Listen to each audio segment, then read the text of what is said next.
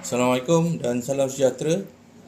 Jadi untuk tutorial yang ini, saya akan share macam mana kita nak create pattern di dalam sketching. Jadi untuk tutorial ini, saya akan tunjukkan macam mana kita nak pakai rectangular pattern lah. So untuk pattern ni sebenarnya dia akan copy satu bentuk yang kita nak, dan dia akan copy dan paste lah ke mana yang kita nak, berapa banyak yang kita nak. Jadi ada dalam sketch ni, dalam sketch pattern, kita boleh pilih beberapa jenis sketch, beberapa jenis pattern. Jadi untuk tutorial yang ini saya nak pakai rectangular pattern. Jadi saya minta awak untuk hasilkan sketching seperti di dalam gambar ni lah. So ambil masa sedikit untuk siapkan, buat sama seperti sketching saya ni.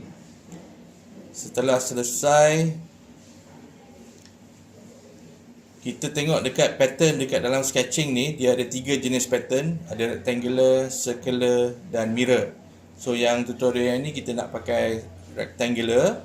Intention saya ialah untuk copy bulat ni, dan saya akan nak copy dia dan paste di seluruh area di dalam box ni lah. Okay, so kita pilih rectangular pattern. Geometry, dia tanya kita geometry apa kita nak pattern. Kita pilih bulat ataupun apa-apa geometry yang awak nak. Untuk tutorial ni kita pilih yang bulat. Kemudian direction 1 ni, kita pilih direction dia kat atas ni. Dan kita tengok dia punya direction betul ke tak, ke sini ke, ataupun ke kanan ke, ataupun ke kiri. Kalau kata direction tu tak betul, kita boleh flip direction lah. Tapi kita punya direction tadi betul. So kemudian dekat sini ialah berapa banyak yang kita nak copy lah. Berapa banyak kita nak copy. Dekat sini kita pilih 5.